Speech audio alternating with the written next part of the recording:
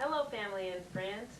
Welcome to an oral history of Gloria Poe and Booker Poe, my parents and the parents of Brian David Poe. We will begin with Gloria Poe. Hi, how are you doing today? Fine. Well, we're here to do an oral history about your life, and I'm going to ask you some questions. Is that okay, Mom? Okay. Okay. How old are you today? 60. And what was your birthday? September 13th, 1935. And where were you born? I was born in Chattanooga, Tennessee. Okay, tell me about Chattanooga. Well, Chattanooga is a city in Tennessee. It's the third largest city in Tennessee. About 150,000 people when I was living there. It's located on the Tennessee River at the Georgia-Tennessee line. Okay. And who were your parents? My parents were Georgia Askins Reeves and David Lewis Reeves. And tell me about Georgia Askins. Georgia Askins was my mother. She was born in Fayetteville, Tennessee, and she was kind of tall, slim, dark-skinned lady. And who were her parents? Her mother was America Ann Askins.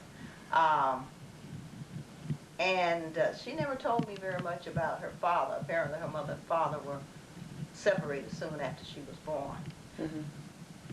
And tell me about her mother. My grandmother's mother? No, your mother. America. Tell me about America. Where was America born? She was born in Middle Tennessee, somewhere near Fayetteville, Tennessee, but not in the town of Fayetteville. It was out in the rural area.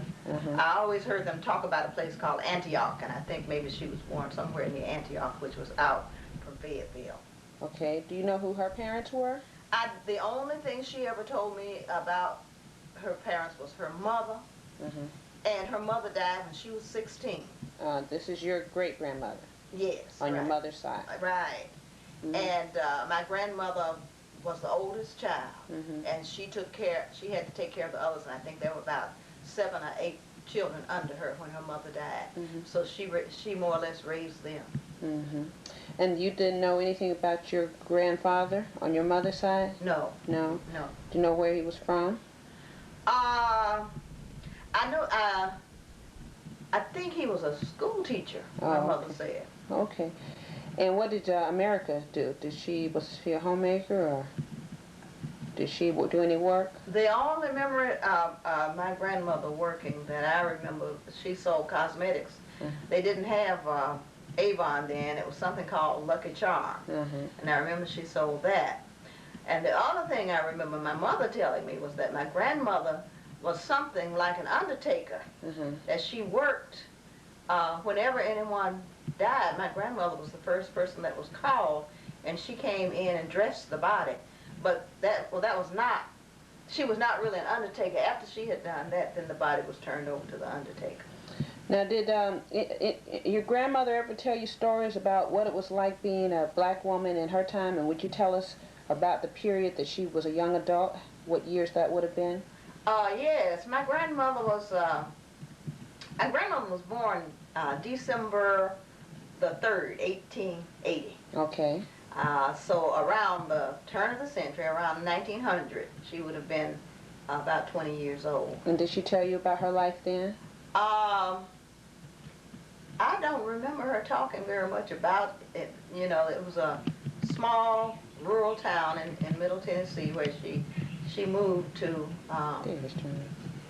and that's where my mother and my aunt were born.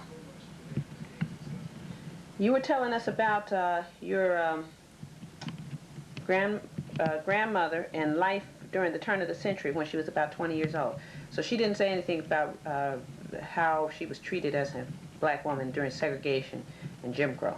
No, she never talked about that very much. Okay, now she was sort of an Indian-looking woman. Do you know if she had any Indian blood, or was that just sort of...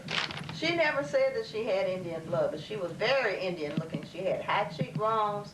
She had long hair, which she often wore Indian style with 2 braids. And she just always reminded me of an Indian. Oops. And now, tell us about your mother and her sister. She had a sister too, right? Little Amy? Yes, right. Okay, my grandmother had two girls. The oldest one was named Robbie Lee Askins, and my mother was Georgiana Beatrice Askins was my mother's full name. Uh, and they were about 6 years apart. My aunt is about 6 years older than my mother. Mm-hmm. And what was she like? Everyone, her nickname was Little Amy? Yes. Oh, that's a funny story, how she got that name. Uh, my aunt was very popular. She was a very social type. And she considered herself to be very young. So when my sister was born, my aunt said that she was too old. She was too young, rather, to have a niece. She didn't want anybody calling her Aunt Robbie Lee. Mm-hmm. So somebody said, well, we'll just call her Little Auntie then. So that's how the name stuck. And of course, we didn't say aunt, we said aunt. So it was Little Annie, or Little Annie. And that's why to this day we call her Little Amy, Little Annie. And you liked your Little Annie a lot, right? Yes. Now, let me tell you, she didn't have any children herself. Mm-hmm. She married shortly after World War I. Mm-hmm. She married a veteran of World War I and moved to Chicago. Mm-hmm. And they lived there for several years, and then she came back to Chattanooga, and he died. And they didn't have any children. And then she had surgery. She had hysterectomy, like. Well, it wasn't a hysterectomy, but whatever they had back in those days. And she married again, and she didn't have any children. That marriage ended in a divorce. So, and then she married again. So she had 3 husbands, but she never had any children. And she thinks that what the condition that she had that caused her to have surgery probably was the reason she never had any children. She had fibroids. Okay. Okay, enough on Little Annie. We love Little Annie. She was cute. Now, okay. Oh, well, we'll come back to Little Annie when we get, how long do I have? I know, Mama loved her Little Annie. Okay, now, tell me about your father. Uh-huh. And describe him too. Describe everybody. So describe your father. My father was the fourth child of 5 children of Arthur Reeves and his wife Annie. I think her name was Annie. But she died when my father was about 2 years old, and so I know very little about her. But I remember my grandfather, my father's father, very well. He was tall, and he looked like he was white. To me, I could not tell him from a white man, and I must have been about 6 years old before I knew he was black. What color hair did he have? He was already gray-headed when I first met him. Oh, okay. And what did he do? My grandfather was what I said today he'd be called a landscape architect. He was a gardener. Mm-hmm. He laid out most of the plants in a section of town that was called Shepherd Hills in Chattanooga, which was one of the first subdivisions that opened up in Chattanooga immediately after the Depression. And my grandfather was responsible for all of the planting and yard gardening, and he was like a gardening contractor because he had people that worked under him to develop these lands. Mm-hmm. Okay, and tell me about your father's mother. Oh, you told me about her. You didn't know much about her, right? Right. Okay. Tell me about your father.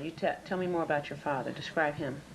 Okay, my father was kind of chubby, heavy-set, not too tall. Mm-hmm. He had light skin. He was red, as you call it, even though he didn't have red hair. His hair was black.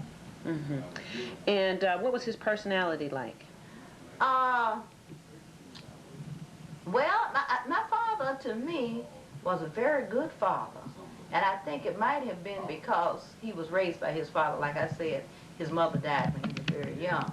And then his father did remarry, but that was after my father got up some side. So during his very formative years, he was raised by his father. So he knew how to be a good father. He would take you places. He taught me a lot of things. That's the reason today I can do a lot of things that I ordinarily wouldn't be able to do. Like I can fix things a little bit around the house. Now I'm getting interested in gardening because my father did a lot of garden things. Things in the garden. Michelle, you want me to have a... Hit right, Daddy. Okay. Tell us about your father. Now tell us a little bit about your mother, my grandmother, who I remember very well. What was her personality like? Well, my mother, I thought she was, I don't know. I don't know how to describe her personality.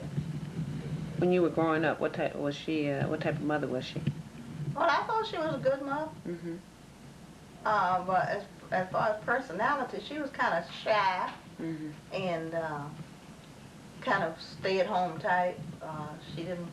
She wasn't very sociable, and so mostly she stayed at home and took care of the house. And she had some friends, but she didn't do a lot of entertaining or socializing. She didn't even go to church, which was very unusual because most black families, the mother's the one that gets everybody out to church. But my father was more of a church person than my mother. One sister. Tell us about your sister. Yes, my sister was born in 1926, and she was the first child, their first child, because they married. In fact, they married in February 1926, and she was born Christmas Day of 1926. And then I came along in 1935, so we're in September of 1935, so we're almost 9 years apart. So my first memories of my sister, she was 12 years old, Mm-hmm. and at that time she was already tall and well developed, and so it was really like having 3 adults growing up, because she was more like a second mother than a sister. So what was that like for you as a child, having 3 adults? I think that in a way that affected me to become kind of maybe more, not very aggressive, Mm-hmm.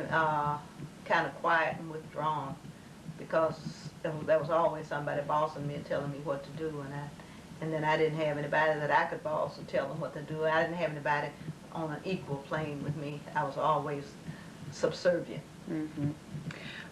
Now, what do you remember of your elementary school and high school days? Where did you go to elementary school? Okay, I attended James A. Henry Elementary School. It was located next to a housing project. It was built shortly after the Depression, around about the same time that the government started building what we call housing projects. And so I attended James A. Henry Elementary. I started school in the 2nd grade rather than the 1st grade because at that time we did not have kindergartens, public kindergartens. There were private kindergartens. But my mother did not want me to go to the private kindergarten. She said she could teach me just as well at home. And she did a real good job of teaching me. When I finished that year with her, I was ready for 2nd grade instead of 1st. I went to the 1st grade and they immediately put me in the 2nd grade. So my elementary school years started with 2nd grade. Okay. Now, what was high school like for you?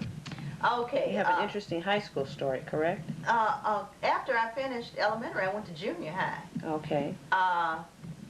And that was interesting because our junior high school burned down. 2 years before I was to enter junior high, the building burned down. So our junior high school